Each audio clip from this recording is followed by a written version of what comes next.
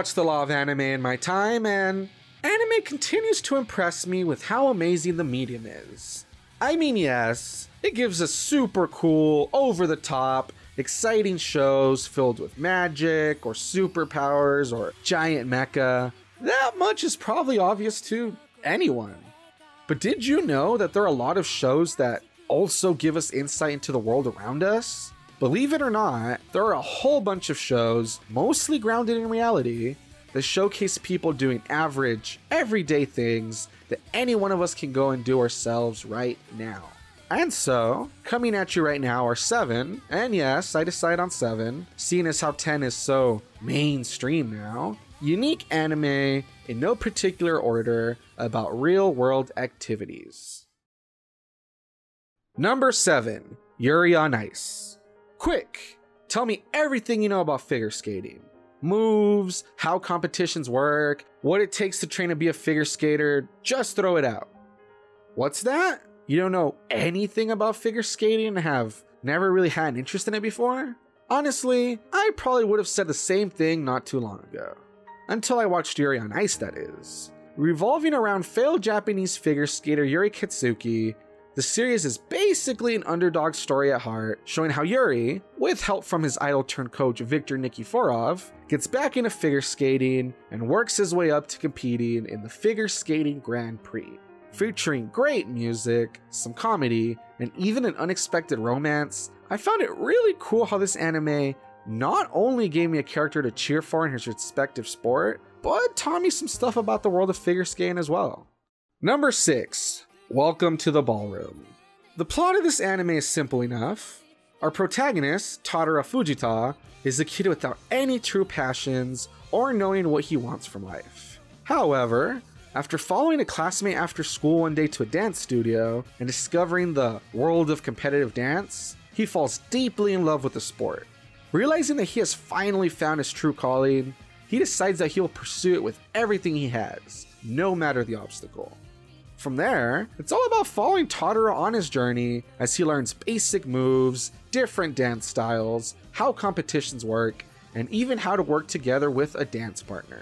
Now, it might not sound like much, and trust me, if you had told me that one day I'd be tuning in week after week to watch an anime about competitive ballroom dancing, I'd be skeptical at best. However, seeing how Tadara grows and puts in the effort to get better, as well as watching the way these competitions play out, is actually quite a fun watch. Not only that, but the interactions between Tadara and the fellow dancers, whether comedic or dramatic, gives the show a very lifelike feel to it that I just can't get enough of. Number 5. Showa Genroku Rakuku Shinju. Still way too underrated and unknown a series in my opinion, this next entry is all about Rakugo.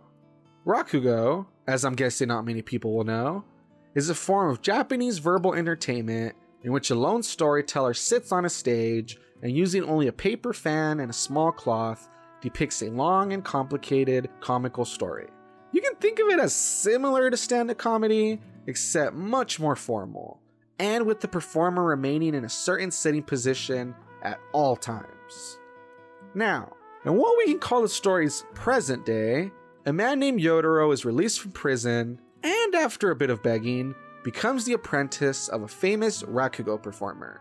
As we watch him learn the trade and hone his skills, we also flash back to the famous Rakugo performer's past and see how he and a former friend got their start in the business, at least before things took a dark turn. What makes this anime great is that not only is it a drama involving the characters and their struggle to reach popularity in this branch of entertainment, but it is almost like a lesson on a forgotten art form as well. Not only do you get a very well written and animated show, but gain insight into a form of historical culture. Number 4. Your Lie in April. I'd be surprised if anyone hasn't heard of this one, but just in case, here goes. Your Lie in April tells the story of a former child prodigy, Kosei Arima. Once a huge success at playing piano, it has been 2 years since he last played due to him suffering a mental breakdown at his last piano recital.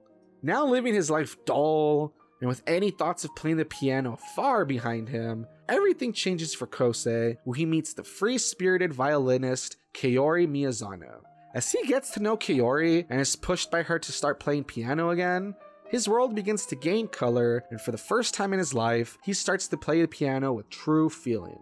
Sweet, depressing, and everything in between, this anime is a must-watch. However, what is incredible is that not only is the central story good, but the way we see piano recitals and classical music performed for us is breathtaking.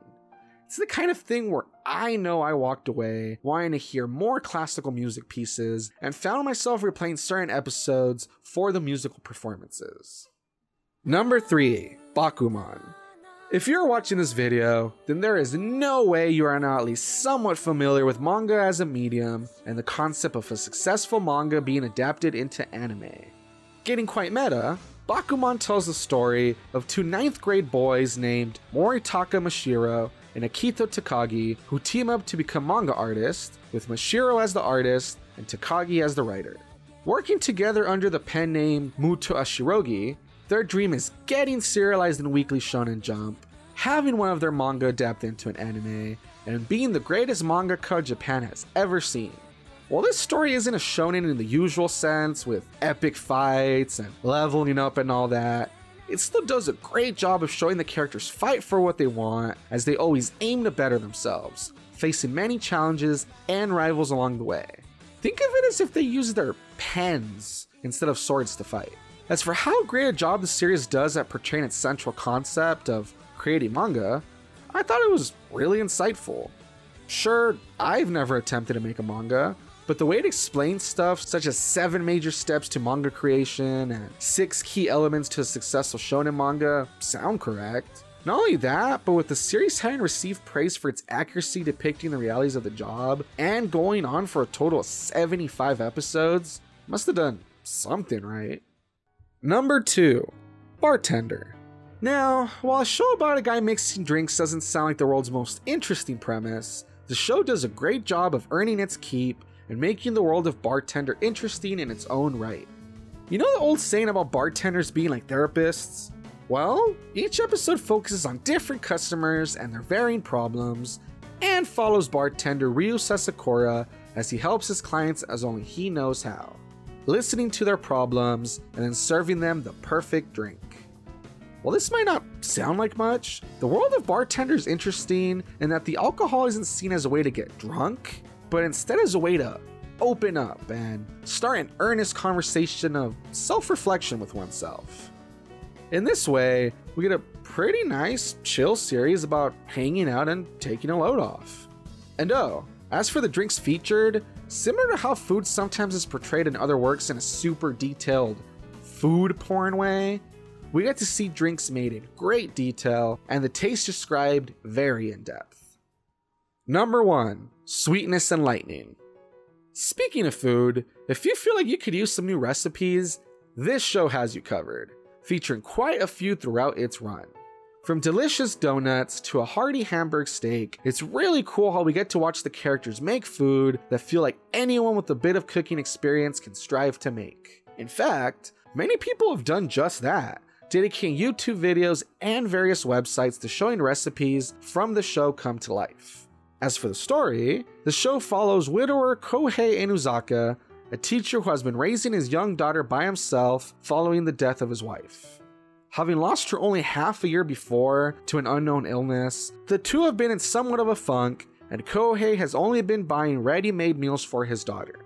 However, after an encounter with one of his students, whose mother owns a restaurant, he decides to take up cooking in order to provide proper meals for his daughter. With plenty of interaction between father and daughter, as they bond over cooking and try to cope with the death of a loved one, the show is super sweet to the point of almost giving you diabetes. Honorable mention, Keijo. For anyone not familiar with Keijo, in the show, it is a new, women-only gambling sport.